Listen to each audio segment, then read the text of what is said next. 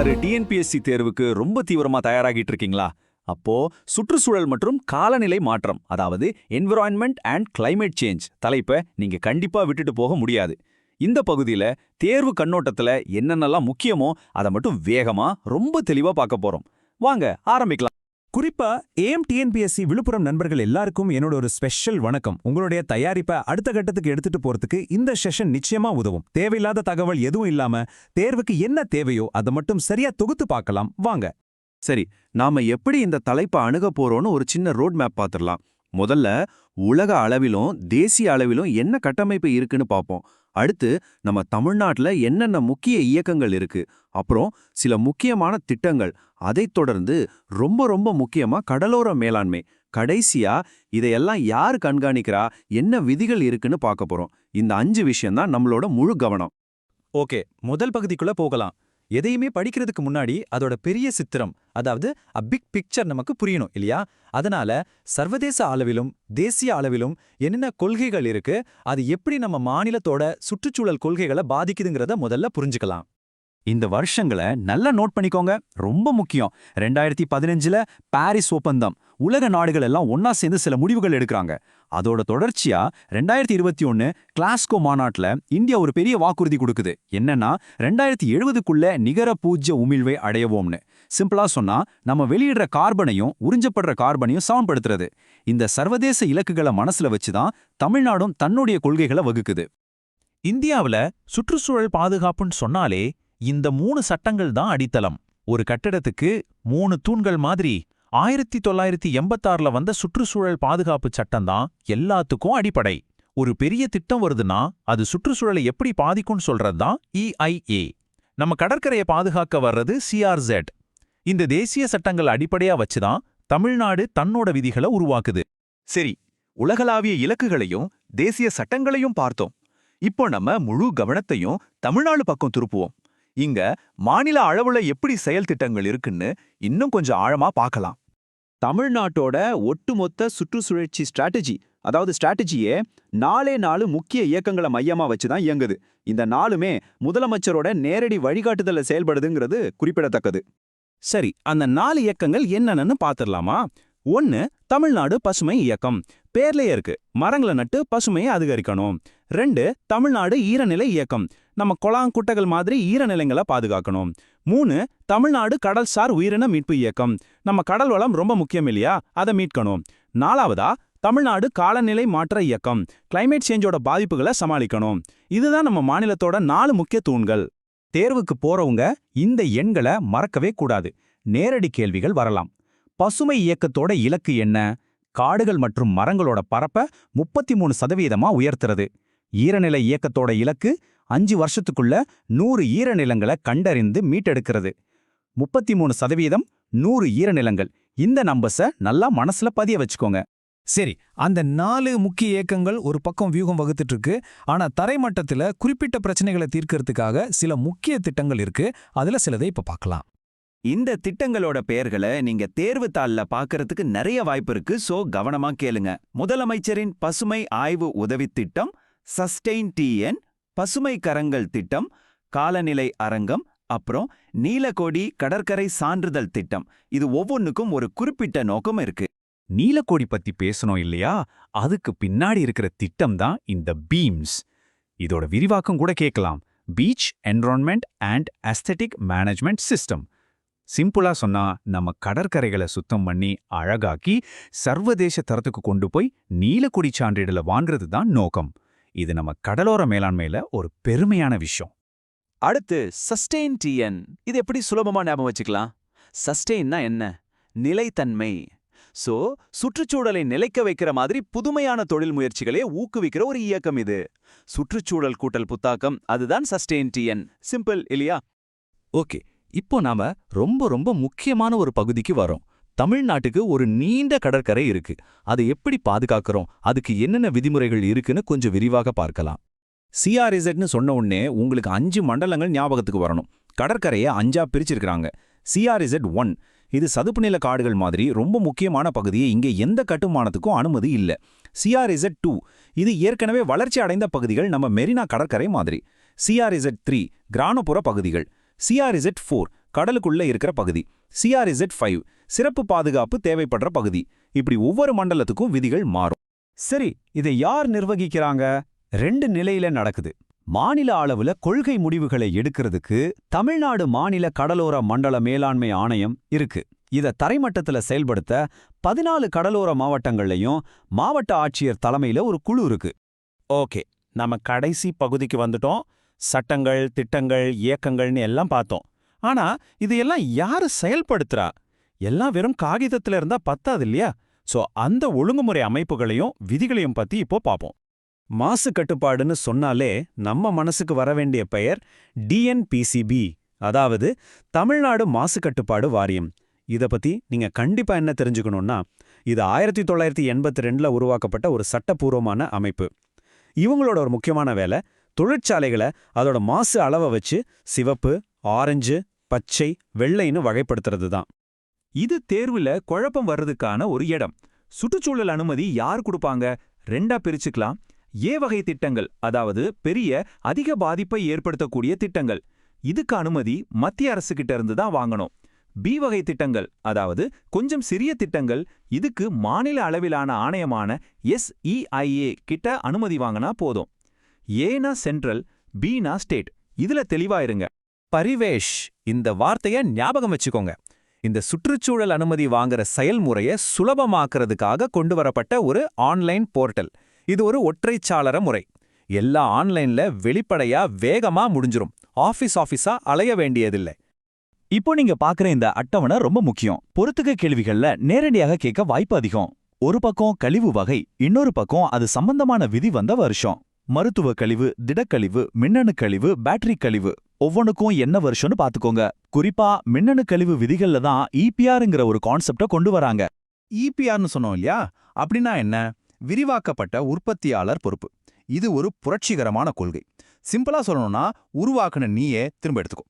ஒரு கம்பெனி ஒரு செல்போனை தயாரிக்குதுன்னா, அந்த போனோட ஆயுசு முடிஞ்ச பிறகு அதை திரும்ப சேகரிச்சு மறுசுழற்சி பண்ற பொறுப்பும் அந்த கம்பெனிக்கு தான் இருக்கு. காற்றுத்தரம் பத்தி பேசும்போது எந்தெந்த மாசுகளை கண்காணிக்கிறாங்கன்னு தெரிஞ்சுக்கணும். அதை விட ஒரு முக்கியமான தகவல், தமிழ்நாட்டுல 4 நகரங்கள் தேசிய காற்றுத்தர நிர்ணயத்தை எட்டல. அதனால இந்த நகரங்களை நான் அட்டைன்மெண்ட் சிட்டிஸ்னு சொல்றாங்க. அது எந்தெந்த ஊருனா சென்னை, மதுரை, திருச்சி மற்றும் தூத்துக்குடி. இந்த 4 பேரையும் மறக்காதீங்க.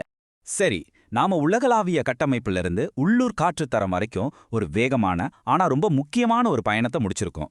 இப்போ பந்து உங்க கையில தான் இருக்கு. நாம பேசின இந்த தலைப்புகள்ல எந்த திட்டம், எந்த சட்டம், எந்த எண் தேர்வுக்கு ரொம்ப முக்கியம்னு நீங்க தான் யோசிச்சு அதுக்கு முக்கியத்துவம் கொடுத்து திருப்புதல் செய்யணும். உங்க தேர்வுக்கு என் மனமார்ந்த வாழ்த்துக்கள். நல்லா பண்ணுங்க.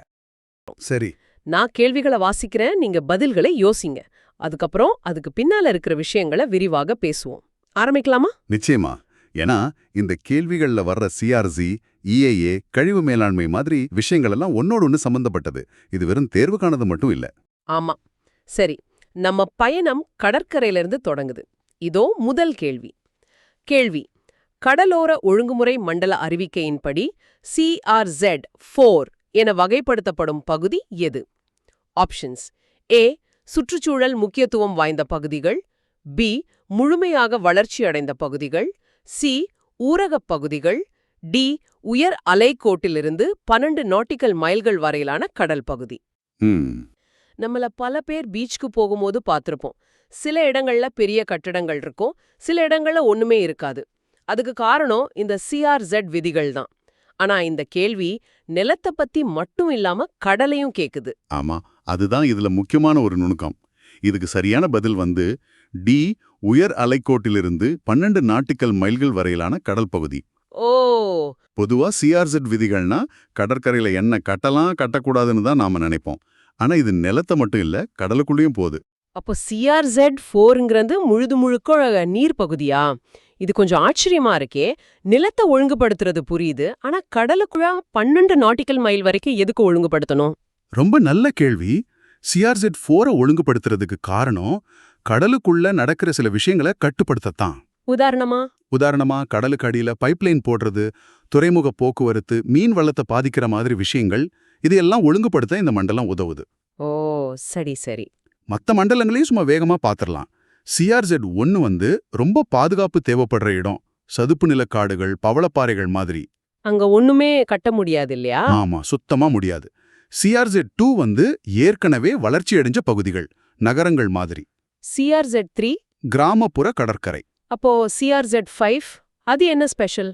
அது வந்து மரக்காண மாதிரி புவியியல் ரீதியா தனித்துவம் வாய்ந்த இடங்கள். அதுக்கு சிறப்பு கவனம் தேவைப்படும். இந்த விதிகள் எல்லாம் பேப்பர்ல நல்லா தான் இருக்கு. ஆனா நிஜத்துல தானே பெரிய போராட்டமே நடக்குது. ஒரு பக்கம் வளர்ச்சி, மறுபக்கம் சூழலியல்னு வரும்போது. நீங்க சொல்றது 100க்கு 100 உண்மை. இந்த வளர்ச்சி சூழலியல் முரண்பாடு காரணமா தான் இந்த CRZ விதிகள் பல தடவை திருத்தப்பட்டிருக்கு. இது ஒரு தொடர்ச்சியான விவாதம். அருமை. இப்போ கடற்கரையில இருந்து மாநிலத்துக்குள்ள வர்ற புது திட்டங்களுக்கு வருவோம். இது நம்ம சுற்றுச்சூழல் தாக்க மதிப்பீட்டுக்கு, அதாவது EIAக்கு கூட்டிட்டு போகுது. இதோ அடுத்த கேள்வி. கேள்வி 2. சுற்றுச்சூழல் தாக்க மதிப்பீட்டு அறிக்கை 2006 படி ஆ பிரிவு திட்டங்களுக்கு சுற்றுச்சூழல் அனுமதி வழங்கும் அதிகாரம் பெற்ற அமைப்பு எது? ஆப்ஷன்ஸ்: ஏ, ஒன்றிய அரசின் சுற்றுச்சூழல், வனம் மற்றும் காலநிலை மாற்ற அமைச்சகம். பி, தமிழ்நாடு மாசு கட்டுப்பாட்டு வாரியம் TNPCB. சி, மாநில அளவிலான சுற்றுச்சூழல் தாக்க மதிப்பீட்டு ஆணையம் SEIAA. டி, மாவட்ட கடலோர மண்டல மேலாண்மை குழுமம். இதுக்கான பதில் வந்து சி, மாநில அளவிலான சுற்றுச்சூழல் தாக்க மதிப்பீட்டு ஆணையம் SEIA. SEIA. ஆமா, இத நாம வந்து ஒரு அதிகார பகிர்வு கண்ணோட்டத்துல பார்க்கணும்.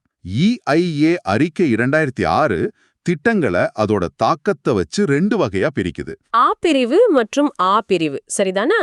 அப்போ ஆ பிரிவு திட்டங்களுக்கு சென்ட்ரல் கவர்மெண்ட், ஆ பிரிவு திட்டங்களுக்கு ஸ்டேட் கவர்மெண்ட், இந்த மாதிரி பிரிச்சிருக்காங்களா? கரெக்ட். ஆ பிரிவு திட்டங்கள்னா அணுமின் நிலையம், பெரிய துறைமுகம் மாதிரி ரொம்ப பெரிய திட்டங்கள். இதோட தாக்கம் ஒரு மாநிலத்தை தாண்டி போகும்.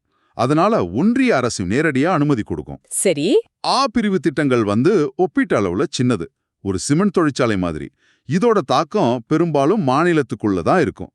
அதனால அந்தந்த மாநிலத்துல இருக்கிற SEIA அனுமதி கொடுத்தா போதும். இது நிர்வாகத்தை சுலபமாக்குற மாதிரி தெரியுது. ஆனா ஒரு பெரிய திட்டத்தை வேணும்னே 2 சின்ன ஆ பிரிவு திட்டமா பிரிச்சு மத்திய அரசோட கடுமையான பார்வையிலிருந்து தப்பிக்க முயற்சி பண்றதா ஒரு குற்றச்சாட்டு இருக்கே. ஆமா, அந்த குற்றச்சாட்டு பரவலா இருக்கு. அது EIA நடைமுறையில உள்ள ஒரு சவால் தான். இது சரி செய்யவும் வெளிப்படைத்தன்மையை கொண்டு வரவும் தான் பரிவேஷ்னு ஒரு ஆன்லைன் போர்ட்டல் கொண்டு வந்தாங்க. ஓ, பரிவேஷ். ஆமா, இது மூலமா எல்லாத்தையும் ஆன்லைன்ல கண்காணிக்க முடியும். இது ஓரளவுக்கு பொறுப்புணர்வை அதிகமாக்கியிருக்கு. சரி, இப்போ புதுசா வர்ற திட்டங்கள் பத்தி பார்த்துட்டோம். ஆனா ஏற்கனவே இருக்கிற இயற்கை வளங்களை பாதுகாக்க தமிழ்நாடு அரசு என்ன செய்யுது? இது நம்மள அடுத்த கேள்விக்கு கொண்டு போகுது. கேள்வி 3. தமிழ்நாடு ஈரநில இயக்கத்தின் முக்கிய நோக்கம் என்ன? ஆப்ஷன்ஸ்: ஏ, மாநிலத்தின் காடுகளின் பரப்ப 33% உயர்த்துவது. பி, 5 ஆண்டுகளில் 100 ஈரநிலங்களை கண்டறிந்து சுற்றுச்சூழல் சமநிலையை மீட்டெடுப்பது. சி, காலநிலை மாற்றத்திற்கு உகந்த புதுமை தொழில்களை ஊக்குவிப்பது. டி, கடற்புற்கள் மற்றும் பவழப்பாறைகளை பாதுகாப்பது. இங்க இருக்கிற எல்லா ஆப்ஷனுமே நல்ல நோக்கமா தான் தெரியுது. ஆனா ஈரநிலை இயக்கத்தோட துல்லியமான இலக்கு எதுன்னு கேக்குறாங்க. இப்படிதான் தேர்வுல குழப்புவாங்க. மிகச்சரியா சொன்னீங்க. அரசின் முக்கிய இயக்கங்களோட பேரையும் அதோட அளவிடக்கூடிய இலக்கையும் நாம சரியா தெரிஞ்சு வச்சிருக்கணும். அப்போ சரியான பதில்? சரியான பதில் பி, 5 ஆண்டுகளில் 100 ஈரநிலங்களை கண்டறிந்து சுற்றுச்சூழல் சமநிலையை மீட்டெடுப்பது. ஓகே, மத்த ஆப்ஷன்ஸ் எல்லாமே அரசின் வேற திட்டங்களோட சம்பந்தப்பட்டது இல்லையா? ஆமா, அதுதான் சுவாரஸ்யம். தமிழ்நாடு அரசு வந்து ஒரு 4 முக்கியமான இயக்கங்களை எடுத்திருக்காங்க. ஈரநிலை இயக்கம், பசுமை இயக்கம், காலநிலை மாற்ற இயக்கம், அப்புறம் நெய்தல் மீட்சி இயக்கம். இந்த 4 இயக்கங்கள் ஏன் தமிழ்நாட்டுக்கு இவ்வளவு முக்கியம்? ஏன் இந்த 4ஐ அரசு தேர்ந்தெடுத்தது? இது ஒரு நல்ல வியூகம். இந்த 4 இயக்கங்களும் தமிழ்நாட்டோட தனித்துவமான புவியியல் சவால்களை மனசுல வச்சு வடிவமைக்கப்பட்டிருக்கு. எப்படி? 1, ஈரநிலை இயக்கம். தமிழ்நாட்டுல ஏரி, குளம், சதுப்பு நிலம் அதிகம். அது நிலத்தடி நீருக்கு ரொம்ப முக்கியம். சரி. 2, பசுமை இயக்கம். அது வந்து காடுகளோட பரப்ப 33% ஆக்குறது. அது தேசிய வனக்கொள்கையோட இலக்கு. ஓ, ஆப்ஷன் ஏல இருந்தது. ஆமா. 3, காலநிலை மாற்ற இயக்கம். நமக்கு நீண்ட கடற்கரை இருக்கு. அதனால புயல், கடல் மட்ட உயர்வு பாதிப்பு அதிகம். கரெக்ட். 4, நெய்தல் மீட்சி இயக்கம். நெய்தல்னா கடலும் கடல் சார்ந்த இடமும். பவளப்பாறைகள், கடற்பொருட்களை பாதுகாக்க இந்த இயக்கம். வாவ்! அப்போ இந்த 4 இயக்கங்களும் தமிழ்நாட்டின் சுற்றுச்சூழல் பாதுகாப்போட 4 தூண்கள் மாதிரி. அப்படி சொல்லலாம். கடற்கரையோட சூழலியல் பத்தி பேசும்போது அதோட அழகுக்கும் தூய்மைக்கும் ஒரு சர்வதேச அங்கீகாரம் இருக்கு. அதுதான் நீலக்கொடி சான்றிதழ். இது நம்மள அடுத்த கேள்விக்கு கொண்டு போகுது. கேள்வி 4. சர்வதேச நீலக்கொடி ப்ளூ ஃபிளாக் கடற்கரை சான்றிதழுடன் தொடர்புடைய இந்திய அரசால் செயல்படுத்தப்படும் ஒருங்கிணைந்த கடலோர மேலாண்மை திட்டம் எது? ஆப்ஷன்ஸ்: ஏ சஸ்டெயின்டியன், பி முதல்வரின் பசுமை புத்தாக்கத் திட்டம், சி பீம்ஸ் கடற்கரை சுற்றுச்சூழல் மற்றும் அழகியல் மேலாண்மை அமைப்பு, டி பரிவேஷ். நீலக்கொடிங்கிறது கடற்கரைகளோட தரத்துக்கான ஒரு ISO சர்டிபிகேட் மாதிரி. ஓ, அப்படியா? ஆமா. அதோட தொடர்புடைய இந்திய திட்டம் வந்து சி பீம்ஸ், அதாவது beach environment and aesthetic management system. அப்போ பீம்ஸ்ங்கிறது நீலக்கொடி சான்றிதழ் வாங்குறதுக்கான ஒரு தகுதி தேர்வு பயிற்சி மாதிரி எடுத்துக்கலாமா? அருமையான ஓமை. கிட்டத்தட்ட அப்படிதான். பீம் சித்தத்தோட நோக்கம் இந்திய கடற்கரைகளை சர்வதேச தரத்துக்கு உயர்த்துறது. அதுக்கு என்னெல்லாம் பண்ணுவாங்க? கடற்கரையில குப்பையை குறைக்கிறது, குளிக்க பாதுகாப்பான நீரின் தரத்தை உறுதி செய்யறது, முதலுதவி வசதிகள் செய்யறதுன்னு ஒரு 33 கடுமையான தகுதிகளை பூர்த்தி செய்யணும். பீம்ஸ் அதுக்கு உதவுது. எனக்கு ஒரு சந்தேகம். இந்த நீலக்கொடி சான்றிதழ ஐக்கிய நாடுகள் சபை மாதிரியே ஏதாச்சும் அரசாங்க அமைப்பு கொடுக்குதா? இல்ல, இங்கதான் ஒரு சுவாரஸ்யமான விஷயம் இருக்கு. இது கொடுக்கறது டென்மார்க்கு சேர்ந்த சுற்றுச்சூழலுக்கான அறக்கட்டளைன்னு ஒரு சர்வதேச அரசு சாரா நிறுவனம், அதாவது ஒரு NGO. அப்படியா? ஒரு NGO கொடுக்கிற சர்டிபிகேட்டுக்கு உலக அளவுல இவ்ளோ பெரிய அங்கீகாரமா? ஆச்சரியமா இருக்கே. அதுக்கு காரணம் அதோட நடுநிலைத்தன்மை தான். எந்த அரசியல் அழுத்தமும் இல்லாம தரம் மட்டும் அடிப்படையா இருக்கிறதால தான் இது உலக அளவுல மதிக்கப்படுது. அருமையான தகவல். சரி, நம்ம பயணத்தோட கடைசி பகுதிக்கு வந்துட்டோம். நாம இயற்கையா பாதுகாத்து இடங்களை அழகுபடுத்திட்டோம். ஆனா நாம பயன்படுத்தினதுக்கு அப்புறம் வர்ற கழிவுகளை என்ன பண்றது? மிக முக்கியமான கேள்வி. இது நம்மள விரிவாக்கப்பட்ட உற்பத்தியாளர் பொறுப்புங்கிற நவீன கொள்கைக்கு கொண்டு போகுது. இதோ 5வது கேள்வி. கேள்வி 5. கொள்கை விளக்க குறிப்பின்படி விரிவாக்கப்பட்ட உற்பத்தியாளர் பொறுப்பு EPR என்ற கடமை பின்வரும் எந்த கழிவு மேலாண்மை விதிகளின் கீழ் குறிப்பிடப்பட்டுள்ளது? ஆப்ஷன்ஸ்: ஏ திடக்கழிவு மற்றும் மருத்துவக் கழிவு, பி மின்கலக் கழிவு மற்றும் மின்னணு கழிவு, சி மருத்துவக் கழிவு மற்றும் மின்னணு கழிவு, டி திடக்கழிவு மற்றும் மின்கலக் கழிவு. EPR, அதாவது எக்ஸ்டெண்டட் ப்ரொடியூசர் ரெஸ்பான்சிபிலிட்டி. ஆமா, இந்த வார்த்தையை கேட்டாலே பொறுப்பை யாருக்கோ தள்ளி விடுற மாதிரி இருக்கு. இது தள்ளி விடுறதில்ல, சரியான ஆள்கிட்ட பொறுப்பை திரும்ப கொடுக்கிறது. ஓ, இதுக்கு சரியான பதில் வந்து பி மின்கலக்கு கழிவு மற்றும் மின்னணுக்கு கழிவு. இது வட்ட பொருளாதாரம், அதாவது சர்க்குலர் எக்கனாமியோட ஒரு முக்கியமான அங்கம். பயன்படுத்து தூக்கி எறி கலாச்சாரத்துக்கு ஒரு முற்றுப்புள்ளி. கேட்க நல்லா இருக்கு. ஆனா நடைமுறையில இது எப்படி வேலை செய்யுது? உதாரணத்துக்கு, நாம் பாவிச்ச பழைய மொபைல் போனுக்கு அதை தயாரிச்ச கம்பெனி எப்படி பொறுப்பேத்துக்கும்? EPR கொள்கைப்படி ஒரு கம்பெனி 1,00,000 போன் வித்தா கொஞ்சம் வருஷம் கழிச்சு அந்த பழைய போன்கள்ல ஒரு குறிப்பிட்ட சதவீதத்தை அவங்களே திரும்ப பெற்று சரியா மறுசுழற்சி செய்யணும். அது கட்டாயமா? ஆமா, கட்டாயம். இது 2 முக்கியமான விதிகள்ல தெளிவா சொல்லப்பட்டிருக்கு.